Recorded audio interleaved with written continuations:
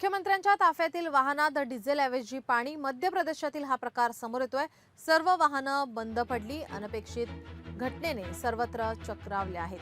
मात्र डिझेलऐवजी पाणी मिसळल्याचं समोर आलं. ठराविक अंतरानंतर 19 इनोव्हा गाड्या बंद पडल्या. मध्य प्रदेशचे मुख्यमंत्री डॉक्टर मोहन यादव यांच्या ताफ्यातील 19 इनोव्हा गाड्यांमध्ये एका पेट्रोल पंपावर डिझेल भरण्यात आले. तिथून काही अंतर गेल्यानंतर एकामागून एक या सर्व गाड्या बंद पडल्या. या अनपेक्षित घटनेने सर्वजण चक्रावले. बातमी आहे ठाण्यामधून. ठाण्याच्या येऊरमध्ये रात्री उशिरापर्यंत धिंगाणा घालण्यात आलेला आहे. प्रशासनाच्या वरदहस्ताने उशिरापर्यंत हॉटेल धाबे सुरू आहेत. मुंबई हायकोर्टाकडून कारवाईचे आदेश देण्यात आले. बेकायदेशीर बांधकामांवर कारवाईचे आदेश देण्यात आले आहेत. मुंबई हायकोर्टाच्या आदेशाला किराची टोपली दाखवण्यात आली आहे.